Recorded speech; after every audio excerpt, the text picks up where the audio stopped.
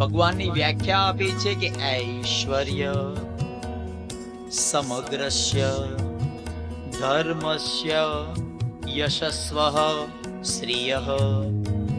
ઐશ્વર્ય જેનામાં હોય, ધર્મસ્ય હોય, શ્રી હોય, શ્રી એટલે લક્ષ્મી હોય, તાકાત હોય,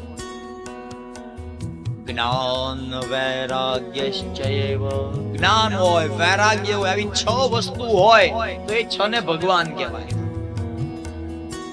ભગઃ વત્તા વક્તઃ એટલે ભગવાન.